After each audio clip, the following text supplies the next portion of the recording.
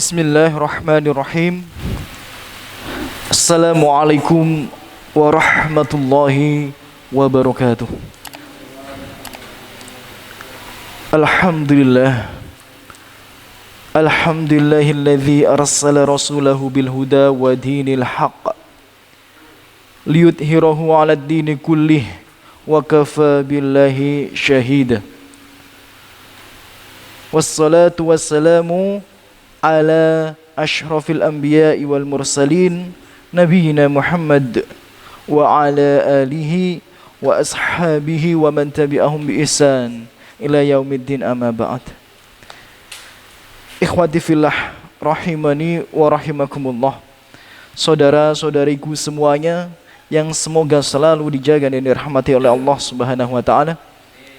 Pertama-tama kita panjatkan puja dan puji syukur kehadirat Allah Subhanahu wa taala karena pada sore hari ini kita masih diberikan nikmat yang begitu banyak oleh Allah Subhanahu wa taala sehingga kita bisa hadir, ya,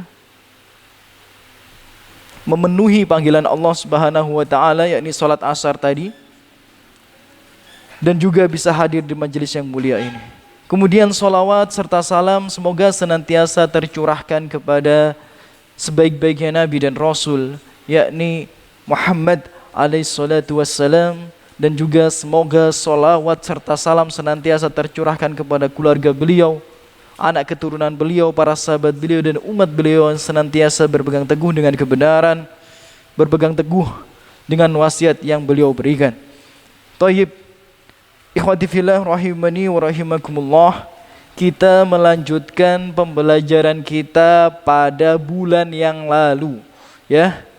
Dan kita masih berada di bab yang sama dengan pembahasan di bulan yang lalu, yakni bab minasyirk lubsul halaqah wal khayt. Bab bahwa yang termasuk daripada syirik itu adalah memakai halaqah. Halaqah adalah sesuatu yang melingkar di tubuh kita, ya, bisa gelang, kalung, dan lain sebagainya. Wal khayt, ya, yang sesuatu yang melingkar juga tapi dari benang, ya, dari benang, dari tali, ya. Kalau halaqah tadi umum, ya, bisa gelang, emas, perak, atau apapun itu, ya. Kalau khayt ini biasanya dari benang, ya, dari benang atau kain. Thayyib, bahwa memakai gelang, memakai kalung, yang kita ini, ya, memahami, meyakini bahwa gelang dan kalung itu dapat memberikan manfaat, dapat memberikan mudarat, itu merupakan salah satu bentuk daripada kesyirikan.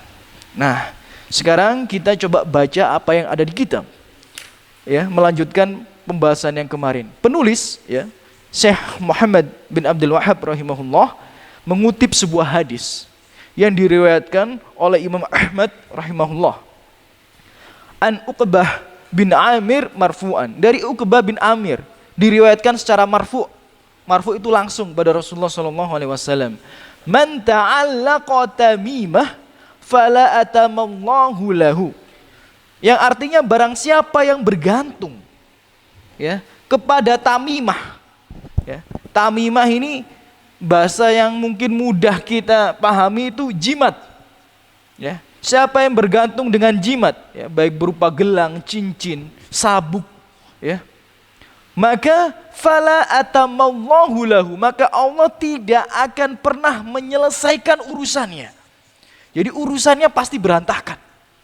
Ini, ya, hadis atau sabda dari Rasulullah sallallahu alaihi wasallam. Kemudian kelanjutannya, wa man ta'allaqa wada'ah fala wada'allahu lahu. Dan barang siapa yang bergantung dengan wada'ah. Wada'ah ini kalau dari orang Arab itu, ya, di Arab itu diidentikan dengan batu, ya. Batu yang diambil biasanya itu di laut atau di dasar laut. Nah, kemudian batunya itu dijadikan kalung atau dijadikan liontin dan lain sebagainya, ya, dan dipercaya bahwa itu tuh dapat mendatangkan maslahat dan mudarat. Nah, fala wada'allahu lahu, maka barang siapa yang melakukan sedemikian, Apa kata Rasulullah SAW? Maka dia tidak akan pernah mendapatkan ketenangan atau ketentraman. Ya. Jadi makna dari hadis tadi, barang siapa yang bergantung dengan jimat, barang siapa yang bergantung dengan sesuatu yang tidak disyariatkan oleh Allah Subhanahu wa taala dan tidak ada bukti secara ilmiah dapat mendatangkan maslahat atau dapat menolak mudarat, maka Allah akan cerai beraikan urusannya. Ya, dan Allah tidak akan memberikan ketenangan padanya. Nah, jadi tidak ada manfaatnya yang sedemikian, ya, tidak ada manfaatnya. Kemudian, ya, ikhwati fillah, rahimani wa rahimakumullah.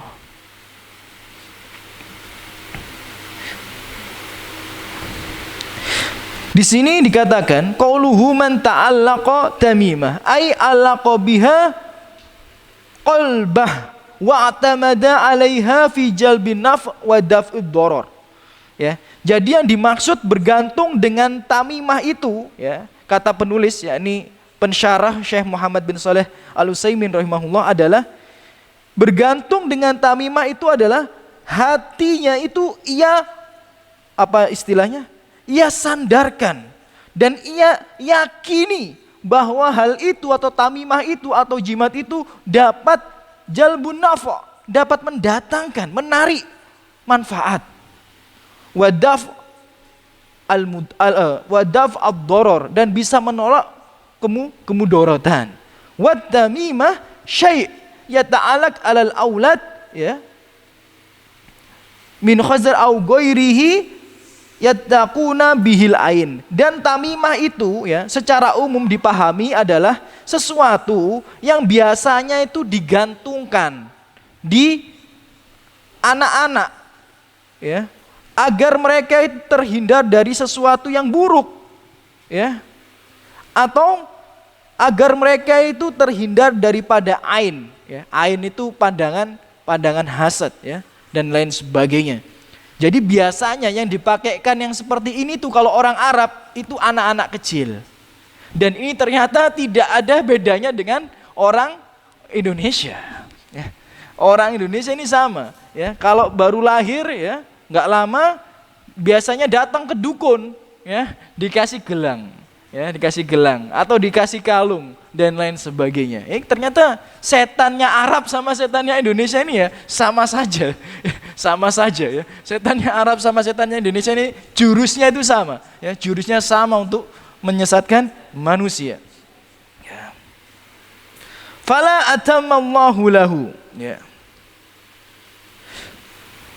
Al-jumlah khabariyah bimakna ad-du'a. Ya, jadi di sini itu, ya, ketika Rasulullah mengatakan barang siapa yang bergantung dengan jimat maka Allah tidak akan menyelesaikan urusannya, di sini sebagian ulama, ya, mengartikan ini adalah doa dari Rasulullah SAW. Ya.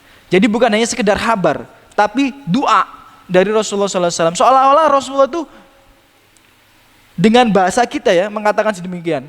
Siapa yang pakai jimat tak doain, ya, urusannya nggak akan diselesaikan oleh Allah Subhanahu Wa Taala. Siapa yang pakai batu-batuan, saya doain, maka Allah tidak akan berikan ketenangan padanya. Seolah-olah maknanya dengan bahasa kita itu seperti itu.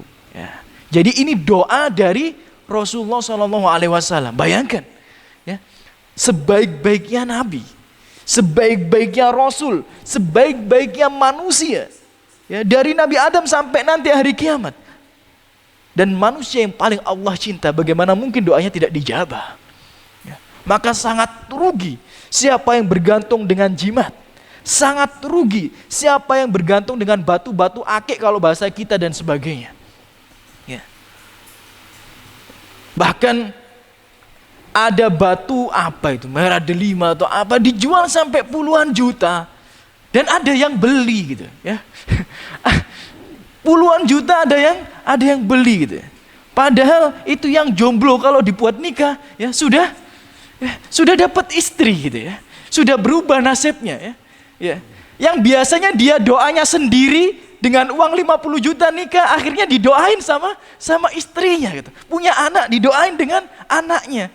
Buat apa 50 juta dibelikan batu yang tidak bermanfaat, yang tidak bisa mendatangkan masalah dan menolak mudarat. Ya. Jadi yang sedemikian itu perbuatan yang sia-sia.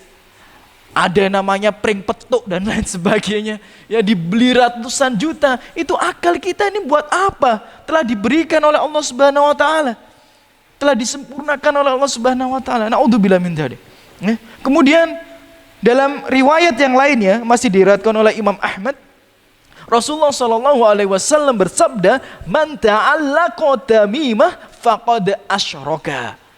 Siapa yang bergantung dengan jimat, baik jimatnya itu bentuknya kalung, baik jimatnya itu bentuknya gelang, baik jimatnya itu bentuknya cincin, baik jimatnya itu bentuknya apa? Peci, sabuk, apapun itu, dompet.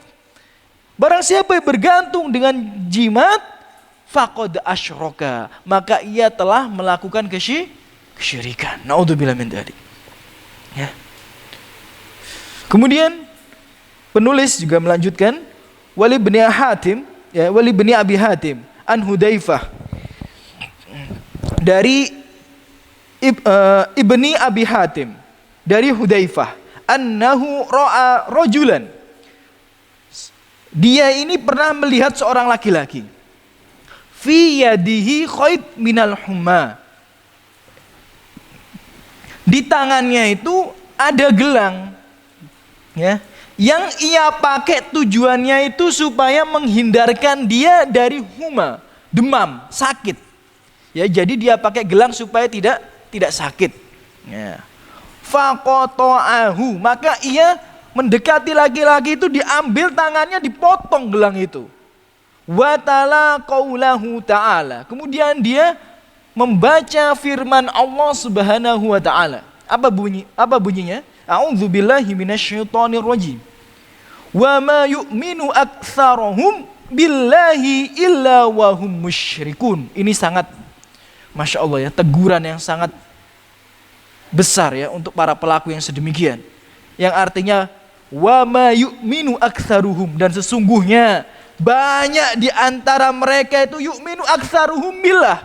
Banyak di antara mereka, di antara saudara-saudara kita, ya, di antara masyarakat kita, yang mereka itu beriman kepada Allah. Ya, mereka beriman kepada Allah illa wa hum musyrikun.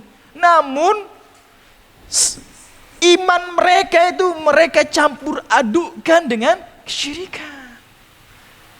Ini firman Allah, dan Allah itu Maha tahu segalanya, tahu apa yang dulu terjadi dan apa yang akan terjadi. Dan ini sudah Allah beritahukan kepada kita akan banyak. Ya. Di antara kita ini yang mereka itu muslim, mukmin, beriman kepada Allah Subhanahu wa taala, namun mencampur adukkan imannya dengan kesyirikan. Dan ini kata Allah banyak. Ya, banyak. Bukan sedikit. Ya. Ketika Allah mengatakan yang sedikit itu siapa? Orang yang bersyukur. Ya. Dan sedikit di antara kalian yang bersyukur gitu. Yang bersyukur sedikit, tapi yang menyampur adukkan iman dengan kesyirikan banyak. Bukan saya. Yang bicara ini bukan saya, tapi langsung Allah Subhanahu wa taala. Hendaknya kita khawatir, kita takut. Jangan-jangan kita ini termasuk yang banyak ini tadi. Yang mereka mencampurkan imannya dengan kesyirikan. Ya.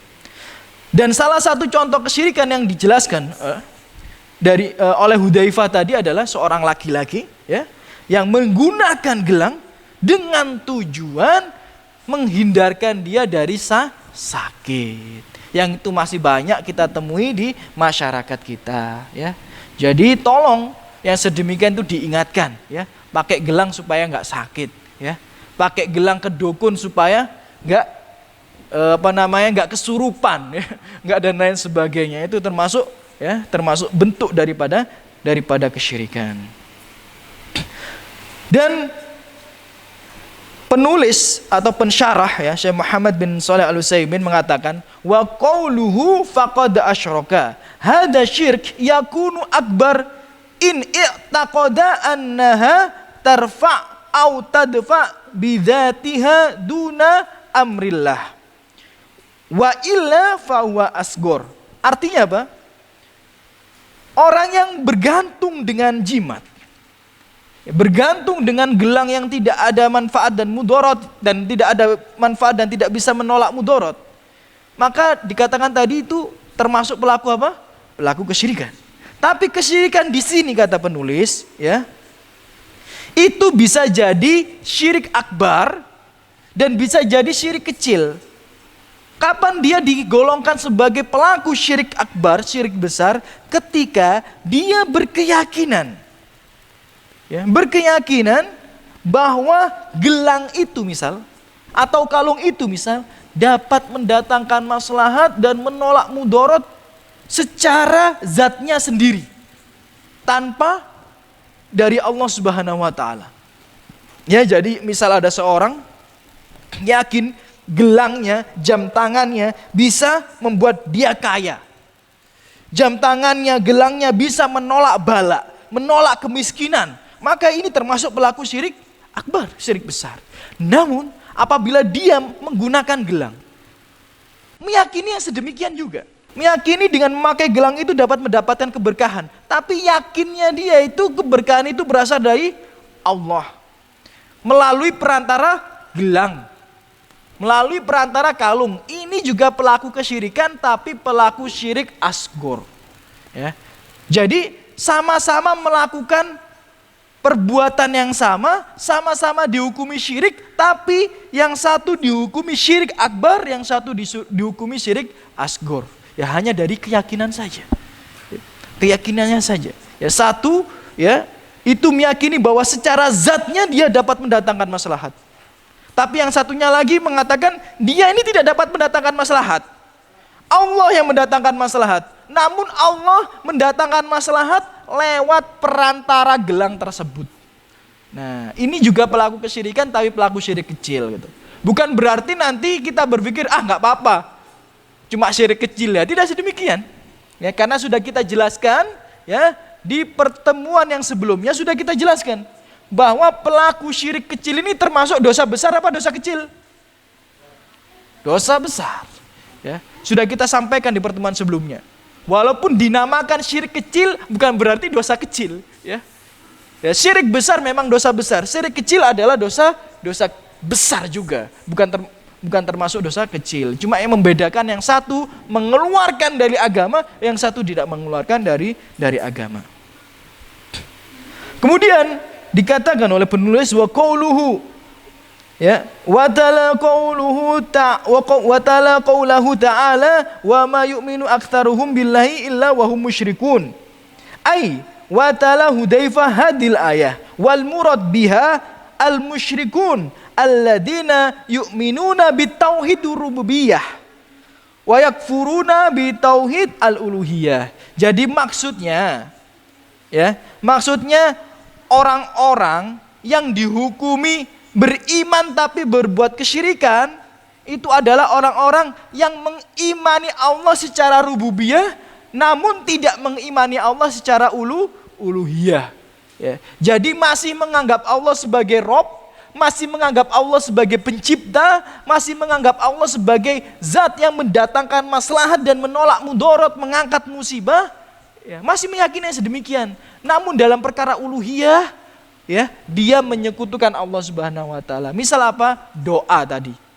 Ya, doa kepada selain Allah. Misal apa?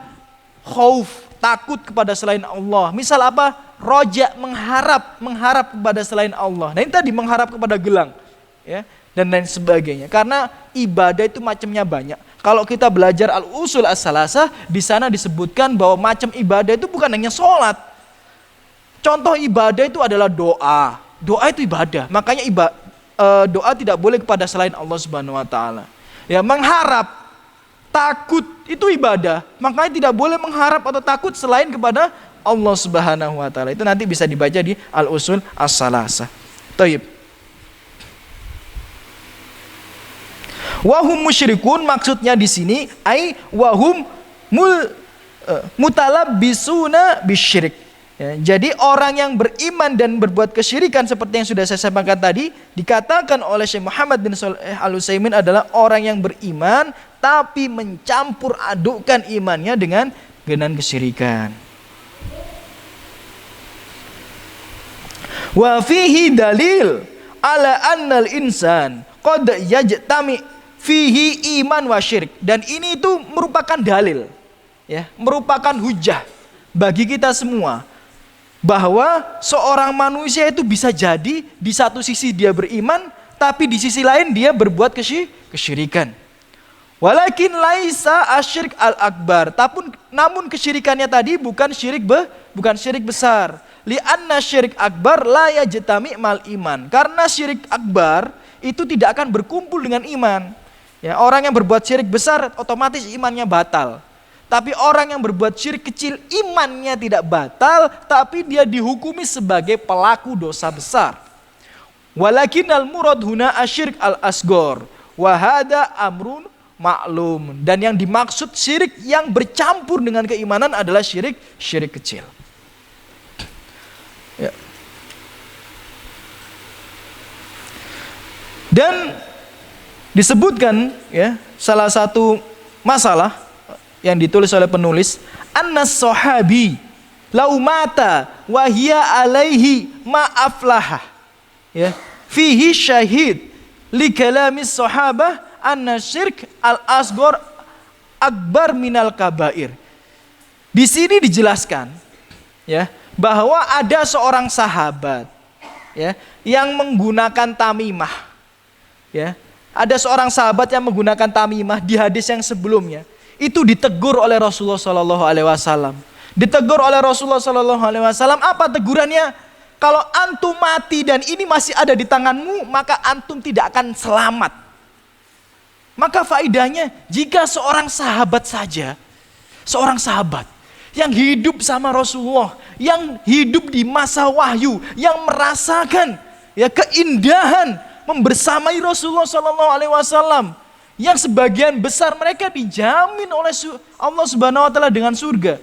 Sahabat ini, yang mereka punya kedudukan yang mulia di sisi Allah Subhanahu Wa Taala, seorang sahabat, apabila dia menggunakan tamimah, menggunakan jimat dan dia mati saja nggak selamat. Apalagi kita yang bukan siapa-siapa. Siapa kita? Ya. Ulama bukan. Ya. Ulama bukan. Ya. Orang soleh, ya, mungkin orang anggap kita soleh, tapi kita yang tahu diri kita sendiri, ya. Kita yang tahu kedudukan kita di depan Allah Subhanahu Wa Taala. Kita tahu kelemahan kita di hadapan Allah Subhanahu Wa Taala. Jika seorang sahabat saja, ya, ketika menggunakan tamimah dan mati aja nggak selamat, apalagi kita. Ini yang ingin disampaikan oleh penulis kepada kita semua. Dan an-syirk al-asghar akbaru minal kabair. Dan sesungguhnya syirik kecil itu, walaupun tidak mengeluarkan seseorang daripada agamanya, tapi dia termasuk salah satu dosa besar yang sangat berbahaya, ya. Salah satu dosa besar yang sangat berbahaya. Hendaknya itu kita garis bawahi dan kita perhatikan. Thayyib, ya. Itu penjelasan terkait, ya, yang merupakan bagian daripada syirik adalah cincin, kalung, gelang dan lain sebagainya yang seseorang itu berkeyakinan bahwa hal tersebut dapat mendatangkan maslahat dan menolak mudarat. Nah, kita masuk kepada bab yang baru, ya. Kita masuk kepada bab yang baru. Yang tadi sudah selesai. Nah, ini bab yang berikutnya. Bab ma jaa fir ruqa wat tamaim. Bab, ya, yang menjelaskan tentang ruqa wat tamaim. Apa itu ruqa, Ustaz? Ya. Ruqa dalam bahasa Arab itu jamak dari ruqyah. Ya, bukan ru'yah. Ya. Kalau ru'yah itu ru'yah hilal itu, ya, melihat hilal, ya, bulan Ramadan, bukan, tapi ruqyah pakai qaf. Ya. Jadi dan artinya itu adalah wahya al-qiraah. Artinya ruqyah itu, ya. Ya, artinya itu secara bahasa itu artinya qiraah, bacaan. Ya. Jadi secara bahasa itu artinya bacaan. Kalau istilah adalah bacaan yang dibacakan kepada seseorang, ya, untuk mendatangkan masalah dan menolak mudarat, ya. Dan tentu saja nanti dijelaskan bahwa ruqyah itu ada yang syar'i, ada yang tidak syar'i. Kemudian tamaim, ya, tamaim itu adalah jamak dari tamimah. Apa arti tamimah yang sudah kita sebutkan tadi? Ya. Ya. Sesuatu, ya, yang dilekatkan di tubuh manusia, ya, dengan niat atau dengan keyakinan itu dapat mendatangkan masalah dan mudarat. Bahasa kita itu jimat, ya. Bahasa kita jimat, ya. Jadi tamaim itu jamaknya tamimah. Ada sebuah hadis, ya, yang ditulis oleh penulis, ya. Wa fi sahih an Abi Bashir Al-Ansari radhiyallahu anhu annahu kana ma'a Rasulillah sallallahu alaihi wasallam fi ba'di asfarihi. Jadi ada seorang sahabat, ya, pernah membersamai Rasulullah sallallahu alaihi wasallam dalam safarnya. Fa arsala rasulan. Kemudian Rasulullah dan sahabat ini mengirim sebuah utusan. Untuk apa utusannya itu? Ya. Berkata, Allah yabqayanna, ya, Allah yabqayanna fi raqabati ba'ir kiladah min watarin, ya, au kiladah illa kutiat. Ini hadisnya diriwayatkan oleh Imam Bukhari. Artinya apa? Dan hendaknya, ya, utusan ini tadi disuruh, ya, untuk mendatangi masyarakatnya atau kabilahnya. Hendaknya kamu itu, ya, sampaikan kepada mereka supaya mereka ini tidak menyisakan. Maksudnya dibuang semuanya. Apa yang dibuang itu? Yang dibuang itu adalah di bagian tubuh unta kiladah, ya, atau di lutut unta kiladah, gelang min watar, dari benang, au kiladah illa kutiat. Maksudnya kalau ada unta yang di kakinya itu ada gelang, hendaknya dipotong dan jangan sisakan satu pun. Itu perintah dari Rasulullah Shallallahu Alaihi Wasallam, ya, mengutus seorang utusan untuk mendatangi masyarakatnya dan memotong semua gelang-gelang yang ada di unta mereka. Jadi kebiasaan, ya, kebiasaan orang Arab terdahulu itu salah satunya adalah mereka itu mengikat kaki-kaki atau leher-leher hewan ternak mereka, hewan tunggangan mereka dengan kalung atau dengan gelang yang mereka yakini kalung dan gelang itu bisa membuat hewan tunggangan atau hewan ternaknya itu sehat, nggak penyakitan, terhindar dari wabah. Nah ini haram, nggak boleh. Dan Rasulullah mengutus seorang utusan untuk memotong semuanya dan tidak meninggalkan satu pun. Ya. Dan dari hadis ini, ya, Syekh Muhammad bin Shalih Al-Utsaimin, pensyarah kitab, mengambil faidah, ya, atau hikmah atau pelajaran, ya, yang bisa diambil daripada hadis ini. Ada 4 pelajaran atau 4 faidah yang bisa kita ambil terkait hadis ini. Yang pertama, kata penulis, annahu yanbagi likabiril qaum ayyakuna mura'iyan li ahwalihim. Faedah yang pertama, hendaknya bagi pemuka kaum, ya, hendaknya bagi pemuka kaum agar ia ini, ya, memerhatikan perkara-perkara yang ada di antara kaumnya. Lihatlah ini, Rasulullah, ya, sebagai nabi, Rasulullah sebagai pemimpin, tidak hanya mengurusi dirinya sendiri, tapi memperhatikan apa yang ada di masyarakatnya. Apa yang kurang, apa yang perlu dibenahi, apa yang perlu diperbaiki, itu dilihat semuanya. Jadi kalau kita diamanai sebagai seorang pemimpin dan kita ingin mencontoh Rasulullah SAW, hendaknya seperti yang beliau lakukan. Ada sesuatu yang nggak beres, diselesaikan, ya. Diperhatikan masyarakatnya itu. Ya, bukan memerhatikan masyarakat sebelum terpilih, ya, ya. Tapi kalau sudah terpilih, ya, acuh tak acuh, udah lupa, ya. Nah ini tidak menunjukkan, ya, karakter seorang muslim yang meniru Rasulullah SAW. Karena Rasulullah itu ketika dipilih oleh Allah sebagai seorang pemimpin, diamanai kepemimpinan, beliau itu memperhatikan perkara umatnya, baik dari sosial ekonomi, ya, maupun, ya, dalam akidah dan tauhid atau perkara agama masyarakatnya. Contoh kalau sosial ekonomi. Lihat nih bagaimana seorang Rasulullah ketika para muhajirin yang datang dari Mekah menuju Madinah, mereka banyak yang miskin. Ya.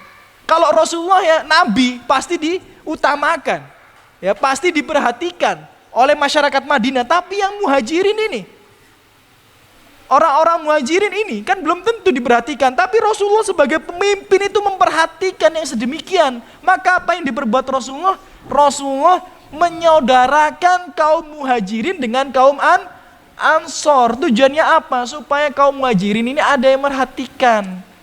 Kalau jadi saudara, akhirnya setiap saudara akan memperhatikan keadaan saudara yang lainnya. Ini menunjukkan bahwa Rasulullah peduli, ya, baik bukan hanya dari perkara agama saja, tapi juga sosial masyarakat. Nah, jadi kalau jenengan dipilih jadi Pak RT, nah, ya, jenengan dipilih jadi Pak RT, Pak RW, ya, kepala desa, ya, bupati misalnya, ya, Pak Camat, Bu Camat, maka seorang muslim yang benar harusnya memperhatikan keadaan masyarakatnya seperti yang dilakukan oleh Rasulullah sallallahu alaihi wasallam. Dan ingat, seorang pemimpin itu akan dimintai pertanggungjawaban nanti di hari kiamat akan apa-apa yang sudah dipimpinnya.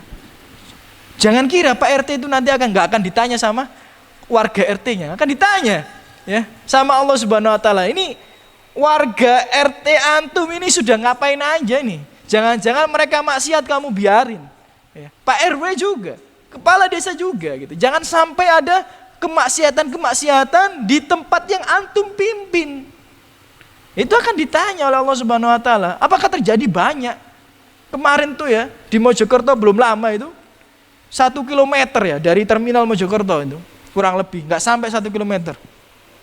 Itu ada prostitusi, ya, prostitusi anak SMP dan SMA. Luar biasa, naudzubillah min dzalik. Nggak sampai kebayang di pikiran kita anak SMP dan SMA dijual. Dan itu sudah kurang lebih 1-2 tahun. Nah ini Pak RT-nya, Pak RW-nya kemana gitu loh, ya? Jadi kos-kosan, buka kos-kosan di hunian SMP, anak SMA, ya, dan anak lulusan SMA juga dijadikan praktek prostitusi di situ, ya. Naudzubillah min dzalik. Lah ini Pak RT, Pak RW-nya di mana gitu. Ya itu akan diminta pertanggungjawaban oleh Allah Subhanahu wa taala karena seorang pemimpin itu harus memperhatikan kondisi masyarakatnya. Itu faedah yang pertama. Faedah yang kedua, annahu yajib alaihi riayatihim bima taqtadihi asy-syari'ah. Ya, faida fa'alu muharraman mana'ahum min. Wa intaha wanu fi wajib hassahum alaihi.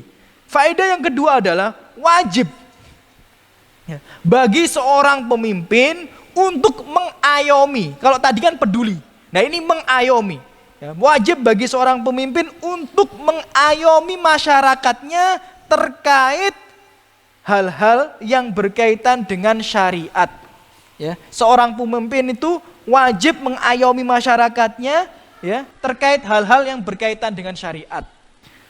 Dijelaskan apa itu? Faida fa'alu muharraman mana'hum minhu. Misal masyarakatnya ini melakukan hal-hal yang haram, maka seorang pemimpin yang paling depan untuk melarang perbuatan tersebut. Ya.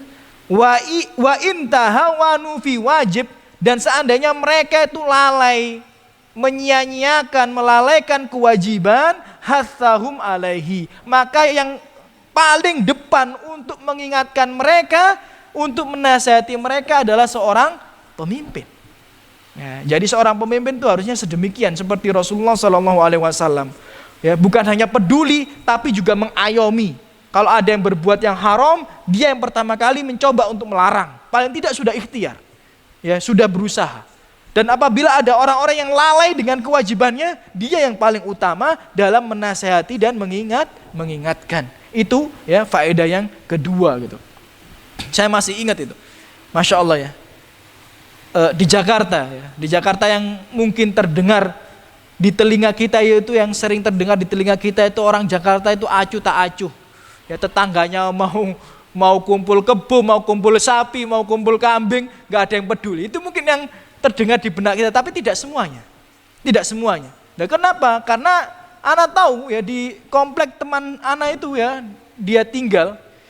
Itu di kompleknya kalau di taman-taman itu banyak anak pacaran, ya itu disiram dengan air anget ya, panas setengah anget. Ya. Jadi dari rumah itu ya mereka itu kerjasama ya, warga sama Pak RT-nya, Pak RW-nya itu bikin air panas ya, kemudian atau setengah-setengah anget itu, ya, terus di taman-taman yang banyak anak-anak pacaran, ya dan lain sebagainya itu disirami semuanya, kabur semuanya. Ini menunjukkan pemimpin yang benar, ya pemimpin yang benar tidak membiarkan kemaksiatan ada di tempat yang ia pimpin, ya pimpin.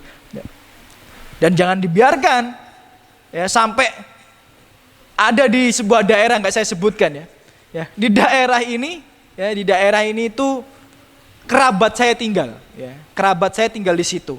Kan namanya kerabat nih kadang-kadang kita mampir di situ entah 3 bulan sekali ya, entah 4 bulan sekali, entah 6 bulan sekali ya kita mampir ke kerabat.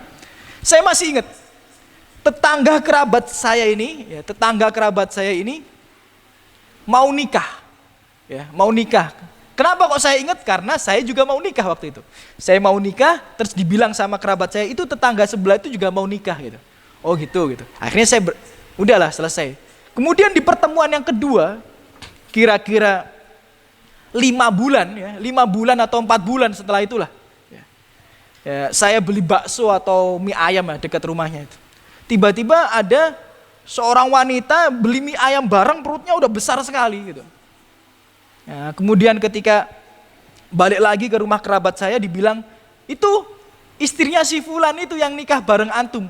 Saya pikir, ya Allah itu kan perasaan nikahnya kan baru 3 bulan, 4 bulan itu kok bisa besar sekali perutnya gitu.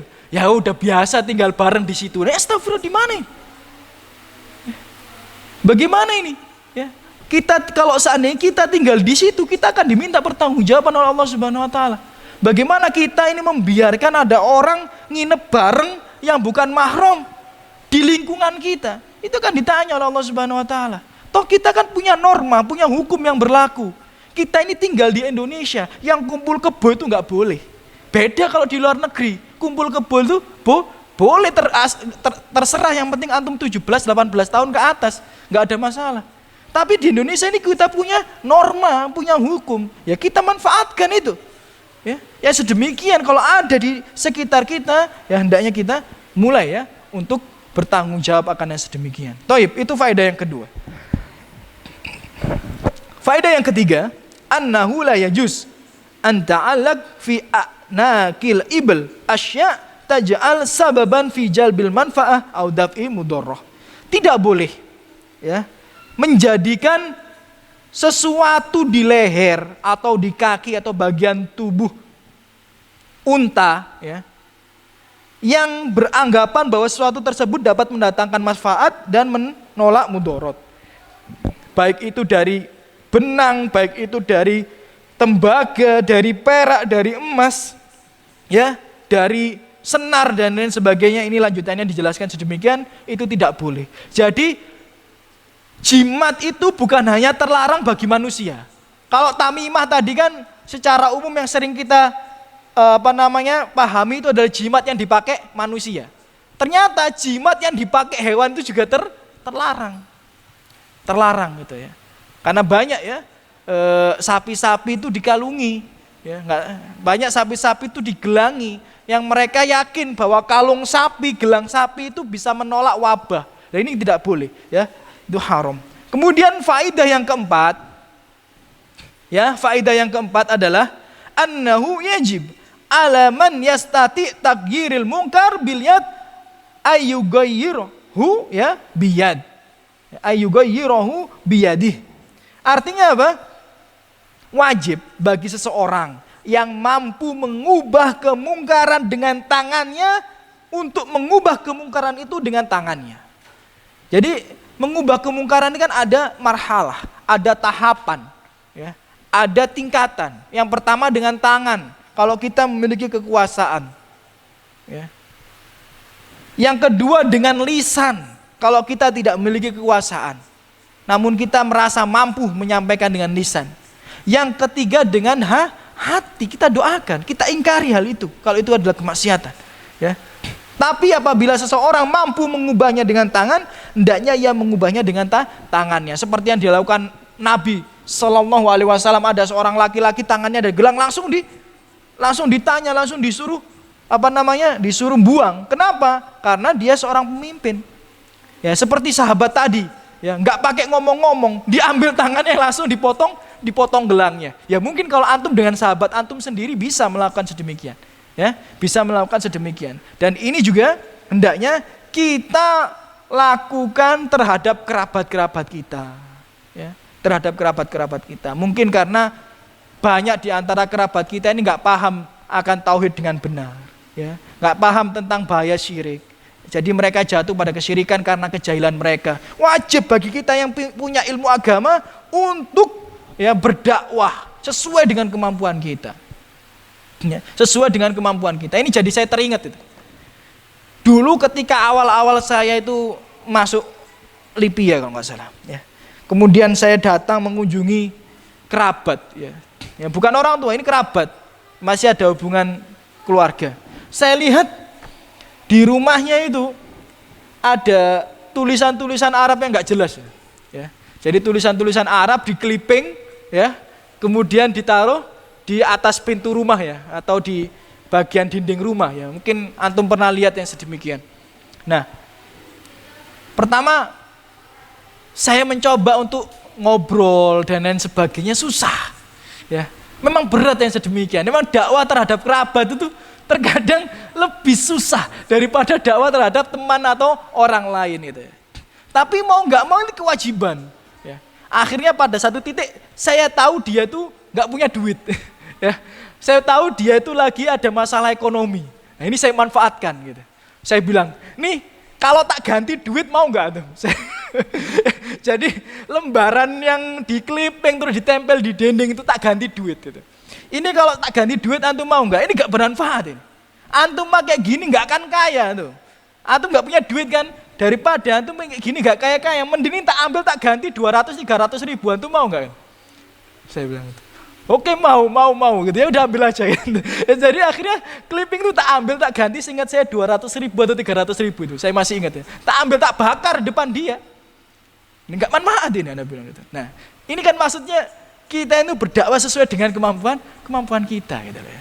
Kalau antum merasa mampu, masya Allah ya, antum menyelamatkan seseorang dari jurang neraka, itu pahalanya sangat luar biasa besar di sisi Allah Subhanahu Wa Taala gitu. Ya. Khususnya kalau kerabat antum sendiri, ya, kerabat antum sendiri. Ini benar, ini nggak bohong.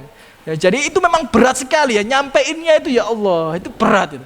Tapi kalau nggak sedemikian, kapan kita ya tergolong kepada orang yang bertakwa? Kan Allah itu melihat ketakwaan itu dari perjuangan kita. Memang berjuang di jalan Allah itu capek, lelah. Ya, tanya Mas Andi, berjuang di jalan Allah capek, lelah. Di saat orang-orang lain berkumpul dengan keluarga, kita pisah dengan keluarga kita. Ya. Makanya sering saya juga disampaikan sama teman anak, antum itu dari Senin sampai Sabtu ngajar. Terus Sabtu Ahad ngisi kajian. Kapan jalan-jalan sama istri? Ya, memang seperti ini gitu dunia. Kalau nggak kita perjuangkan untuk agama, kapan lagi?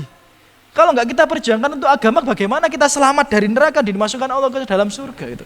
Ya, jadi memang berat, tapi bismillah, yang berat itu pasti akan ada balasan dari Allah Subhanahu Wa Taala. Taib ya, itu bab tentang tamimah tadi ya, masih tentang jimat dan sebagainya. Kemudian kita di sini mulai membahas tentang ruqa atau ruqyah, ya. Ar-ruqa ya merupakan jamak dari ruqyah. Wa hadhihi laisat ala umumiha. Ada sebuah hadis ya yang menjelaskan tentang ruqyah ini ya. Dari An Ibn Mas'ud ya radhiyallahu an. Qol sami'tu Rasulullah sallallahu alaihi wasallam yaqul. Dari Ibnu Mas'ud, dia mendengar Rasulullah sallallahu alaihi wasallam berkata, "Innar ruqa," sesungguhnya ruqa atau jamak dari ruqyah tadi ya. Wat tamaim ya, dan jimat-jimat. Wat tiwalah. Tiwalah itu pelet.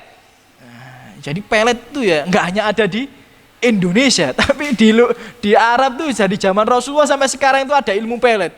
Itu menunjukkan bahwa banyak cinta yang tertolak. Banyak orang patah hati ya, banyak yang cintanya tertolak. Makanya pelet itu dari zaman Rasulullah sampai sekarang ini masih eksis, masih eksis gitu. Watiwalah syirik ya. Dikatakan bahwa sesungguhnya ruqyah, jimat-jimat dan pelet itu termasuk daripada syirik. Hadis riwayat Ahmad dan Abu Dawud. Dan di sini dijelaskan yang dimaksud ruqyah syirik ini bukan ruqyah secara umum, ya. Bal hiya am urida bihi khos, dan itu adalah menunjukkan sesuatu yang umum memang syirik, tapi ada pengecualian yang khusus itu tidak syirik. Ya. Jadi ruqyah, ya, atau istilah kita jampi-jampi itu memang secara umum itu syirik, tapi ada yang tidak syirik. Jadi tidak semuanya. Wa huwa ruqa bi ghairi ma warada bihi syar'. Ruqyah yang syirik itu adalah ruqyah yang tidak pernah dijelaskan dalam syariat. Amma wa warada bihi syar', sedangkan ruqyah yang dijelaskan di syariat, ya, atau disampaikan di dalam hadis Rasulullah SAW, falisat minas syirik, maka itu bukan daripada kesyirikan, ya, itu bukan daripada kesyirikan. Dan tamaim itu tadi sudah kita jelaskan ya jamak daripada tamimah yang itu artinya jimat, dan tiwala itu artinya adalah pelet.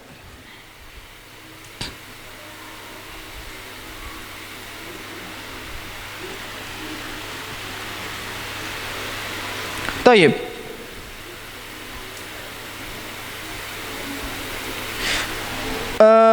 Dikatakan di sini ya bahwa ruqyah itu kan seperti yang sudah saya sampaikan tadi, secara umum itu kebanyakan memang syirik. Ruqyah itu sebenarnya kalau istilah kita yang mudah dipahami itu jampi-jampi, ya, jampi-jampi. Ya, tapi ada jampi-jampi itu yang boleh, ya, istilah kita ada jampi-jampi yang boleh. Ini nanti ada disebutkan 3 syaratnya, tapi nggak tahu ini waktunya cukup atau tidak, ya. Tapi kita coba lanjutkan sedikit demi sedikit. Ada 3 syarat, ya, supaya ruqyah itu nanti bisa diperbolehkan oleh agama. Ya. Dan pertanyaannya, tadi Rasulullah SAW mengatakan bahwa ruqyah, jimat, pelet itu syirik. Apakah syirik ini syirik akbar atau syirik asgor? Itu tergantung daripada pelakunya, ya, tergantung daripada pelakunya. Jika dia meyakini secara pasti bahwa itu datang secara zatnya sendiri tanpa daripada Allah Subhanahu wa taala, tentu saja itu adalah syirik akbar. Kalau dia meyakini bahwa itu cuma sebab dan semuanya itu dari Allah, maka itu adalah pelaku syirik kecil. Itu disebutkan oleh penulis sedemikian.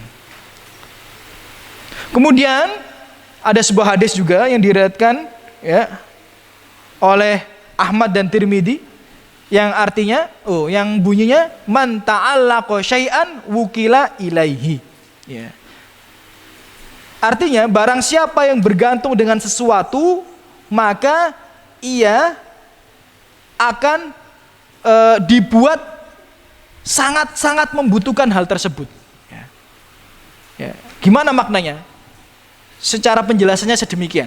Misal ada seseorang nih, ya, yang meyakini kalau gelang itu bisa mendatangkan manfaat, bisa membuat dia sehat, ya, bisa menghilangkan penyakit atau bisa menolak penyakit, maka kata Rasulullah SAW, hatinya itu akan tertambat dengan gelang itu. Jadi seolah-olah kalau dia suatu waktu nggak pakai gelang, dia akan bingung, ya, dia akan stres. Nah, ini makna daripada hadis yang disebutkan atau diriwayatkan oleh Imam Ahmad dan Tirmidzi. Barang siapa yang bergantung dengan sesuatu, maka dia akan dibuat benar-benar bertambat terhadap sesuatu itu. Seolah-olah dia akan lemah dan tidak memiliki kekuatan kalau tidak ada hal itu. Nah, ini sangat bahaya sekali. Ya. Kemudian di sini disebutkan, ya, ada perbedaan ulama, ya, tentang apa? Lakin idza kana al-mu'allaq minal Qur'an. Apabila yang digantung, ya, yang dipakai jimat itu adalah Al-Quran atau tulisan daripada Al-Quran Karim, farokhasa fihi ba'dus salaf. Sebagian salaf, ya, ini salaful ummah, sebagian itu meringankan atau membolehkan. Wa ba'duhum lam yurakhis fihi, dan sebagian yang lain tidak membolehkan. Jadi kalau itu gelang biasa semuanya sepakat. Tapi kalau gelang itu atau kalung itu biasanya digantung tulisan Al-Qur'an, ya, misal Al-Fatihah, misal ayat kursi, ini ulama beda pendapat. Sebagian bilang masih boleh, sebagian yang lain bilang tidak boleh. Ya. Dan termasuk yang tidak membolehkan ini adalah pendapatnya Ibnu Mas'ud. Nah, ini penjelasan panjangnya. Bisa jenengan baca di kitab Tauhid karangan Syekh Shalih Al Fauzan. Ya, Syekh Shalih Fauzan. Pernah dengar nggih? Ya. Dan pernah lihat bukunya? Itu nanti dijelaskan bahwa beliau masih condong ke pendapat bolehnya menggantungkan Al-Quran atau tulisan Al-Quran sebagai tamimah. Jadi seolah-olah beliau condong ke pendapat tamimah yang diperbolehkan itu adalah yang bertuliskan Al-Quran. Jadi di sini ulama berbeda pendapat, ya. Ulama berbeda pendapat, dan ini bukan perbedaan pendapat yang satu rojih, yang satu marjuh, tidak.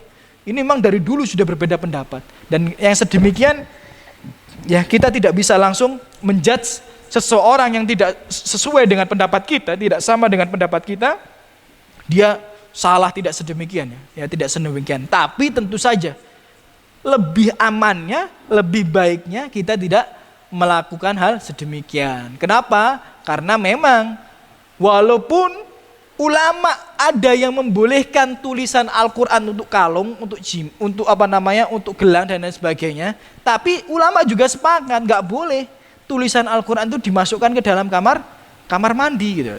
Jadi seandainya ada anak kecil pakai tamimah yang bertuliskan Al-Quran dan dia ikut pendapat ulama yang membolehkan, ya, seperti Syekh Shalih Al Fauzan dalam kitab Tauhidnya yang condong dengan pendapat itu, maka tetap nggak boleh digunakan ketika masuk kamar mandi. Jadi harus dilepaskan. Walaupun tentu saja pendapat yang saya pilih sebagaimana pendapat yang dipilih oleh Syekh Shalih Al Utsaimin, ya, dan Syekh Muhammad bin Abdul Wahhab lebih condong kepada pendapat agar yang sedemikian itu dihindari, ya, dihindari.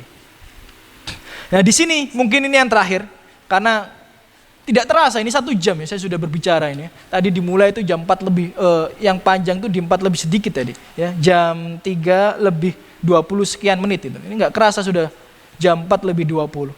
Ini mungkin penjelasan yang terakhir, ya. Di sini pensyarah atau Syekh Muhammad bin Shalih Al Utsaimin, ya, menjelaskan aqsam at-ta'alluq bi ghairillah. Macam-macam, ya,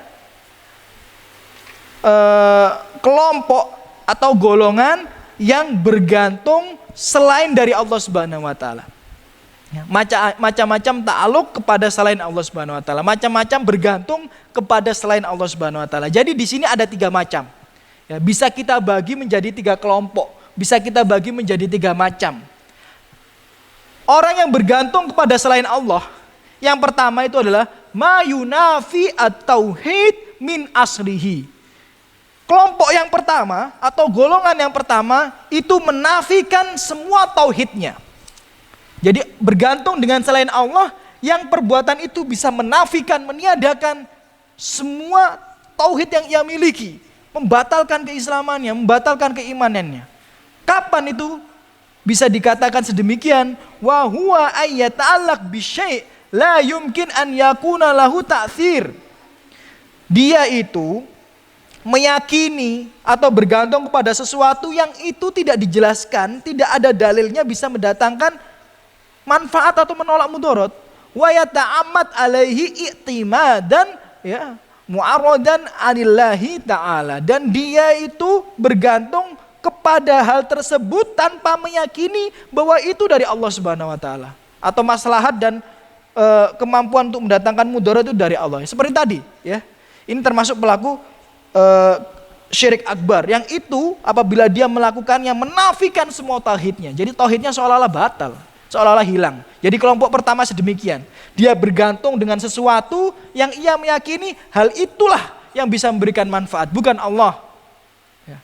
Misal kita dikasih batu, Terus apa namanya, dukunnya bilang, nih taruh nang lemarimu, insya Allah lemarimu duit. Nah, nek gawe insya Allah itu berarti bukan apa namanya, bukan masuk golongan yang pertama, karena dia masih meyakini itu dari Allah gitu ya, dari Allah. Tapi kalau dukunnya bilang, delen nang lemarimu, duitmu bakal nang lemari, nah ini gak pakai insya Allah ini. Nah ini bahaya, ini bisa termasuk golongan yang pertama ya. Jadi golongan yang pertama, jadi yang bisa menafikan semua tauhid.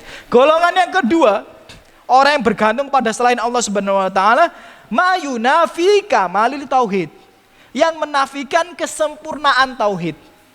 Ya, jadi tidak menghilangkan semua ketauhidannya, tapi cuma membuat tauhidnya yang tidak sempurna karena bercampur dengan kesyirikan. Kapan itu? Wa huwa ayata ya tamid ala sabab syar'i sahih ma'a al-ghaflah an musabbab. Ya.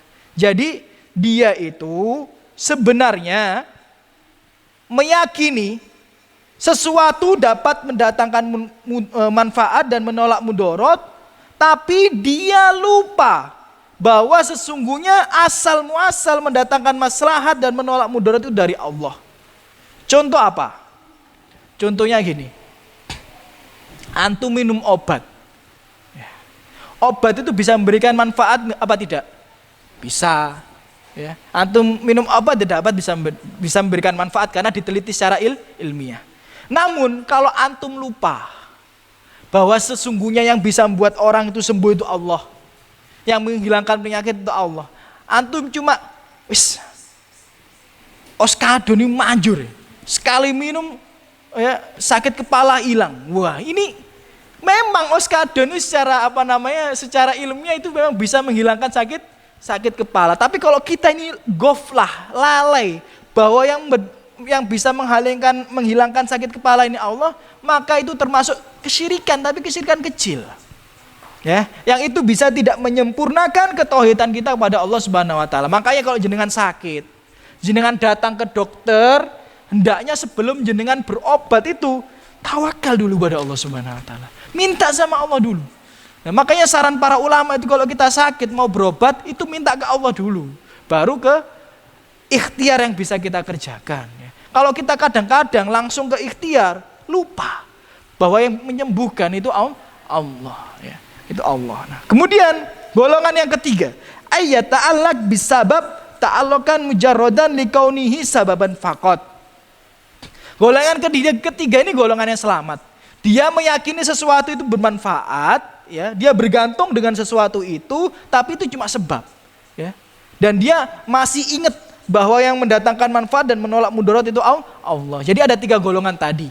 Ya, golongan yang pertama, dia bergantung dengan sesuatu dan meyakini itu dapat secara zatnya itu punya kekuatan. Ini nggak boleh.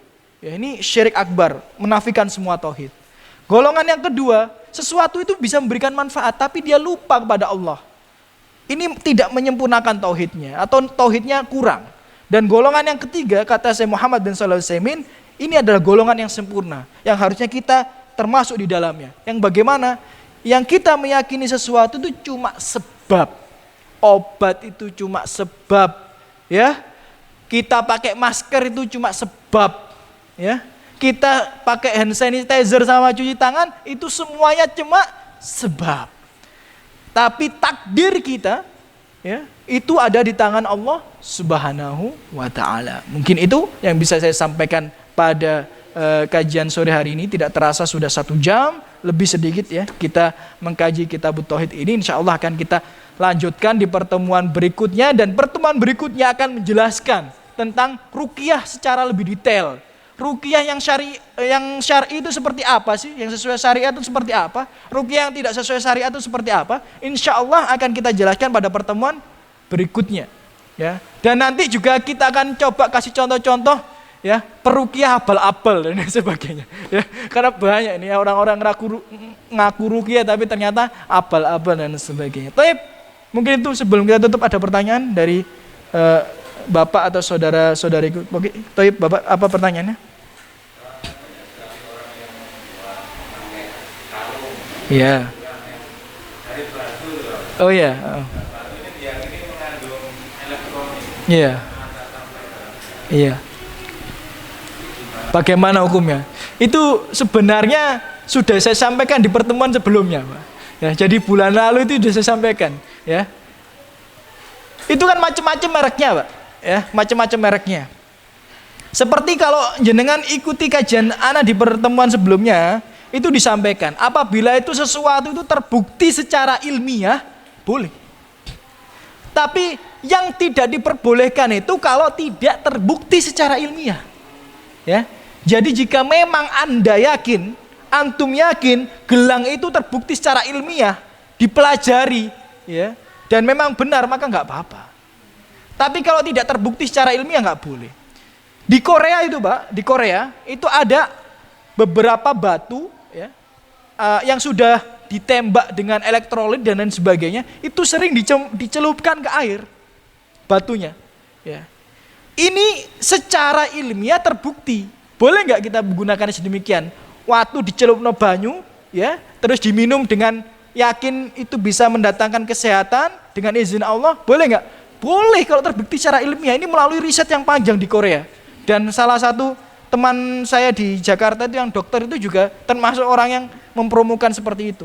Ya, dokter UI loh. Ya, masa dokter UI main dukun gitu. Masa dokter UI main dukun gitu, ya. Terus itu kan boleh, ya. Tapi nek jenengan nang ponari dicelup, ya, sak sikil-sikile gitu. ya nggak boleh gitu, ya. Nggak boleh. Kenapa? Karena batunya ponari setelah diteliti secara ilmiah cuma batu biasa. Ya, tidak ada kandungan yang bisa mendatangkan maslahat dan menolak mudarat, ya. Kan batu ponari katanya kan sudah diteliti kan, yang sudah saya baca itu pernah diteliti katanya. Ya, ternyata bukan batu yang secara ilmiah memang mendatangkan masalah dan mudarat. Itu nggak boleh. Tapi kalau secara ilmiah boleh, ya boleh. Ya, jadi kalau gelangnya itu memang secara ilmiah boleh, ya boleh. Tapi apakah itu, saya bilang ini terkait masalah tauhid loh, ya. Ya, saya bilang ini terkait masalah tauhid. Saya tidak bilang terkait masalah muamalah. Karena muamalah dengan tauhid itu nanti kita bedakan. Maksudnya apa, Ustaz? Takutnya kalau muamalah nanti ada jual beli yang tidak diperbolehkan. Ini tapi tidak ada hubungannya dengan tauhid. Apa? Jual beli goror yang ada unsur tipu menipu di situ, itu nggak boleh gitu. Karena bisa jadi ini gelangnya cuma harganya 100.000 dijual 2 juta. Nah, ini secara tauhid boleh, tapi secara fikih muamalah nggak boleh. Ya, kenapa? Oh, panjang ini nggak kelar nanti kalau kita jelaskan, nanti harus ada kajian muamalah sendiri. Ya. Tapi kalau secara tauhid nggak ada masalah selama terbukti secara ilmiah. Tapi secara fikih muamalah jual beli perlu dikaji lagi. Jangan-jangan itu nanti menyelisihi jual beli sesuai yang disyariatkan oleh Allah Subhanahu wa taala. Mungkin itu yang bisa kita sampaikan, kami sampaikan pada sore hari ini. Saya minta. Oh, masih ada pertanyaan, Mas. Oke. Assalamualaikum warahmatullahi wabarakatuh. Waalaikumsalam warahmatullahi wabarakatuh. Ustadz, saya pernah mendengar ceramah kalau uang gajian tiap bulan 2,5% untuk diinfakkan ke fakir miskin. Apakah ada hadis Nabi menyebutkan dengan jelas 2,5% tersebut? Baik, ya, ini walaupun pertanyaannya jauh sekali daripada tema pada sore hari ini, nggak apa-lah. Ya. Mungkin semoga bisa bermanfaat pada beliau yang bertanya. Mungkin, tapi ini pertanyaan terakhir, karena waktu sudah terbatas juga. Pertanyaannya bagaimana? Ada nggak dalil 2,5% setiap bulan diinfakkan? Ini bicaranya infak loh ya, bukan zakat loh ya. Nah, pertama kalau berbicara zakat, ulama beda pendapat. Ya, ulama beda pendapat. Sebagian mayoritas ulama tentu saja mereka berpendapat bahwa 2,5% ini apabila sudah masuk nisab. Ya, jadi kalau sudah masuk nisabnya zakat 85 gram misal, 85 gram emas, kemudian sudah jalan 1 tahun, maka wajib dikeluarkan 2,5%. Tapi ini zakat, namanya zakat bukan infak. Ya, zakat itu wajib, ya, wajib. Kalau infak nanti sunnah, sedekah masuknya. Ya.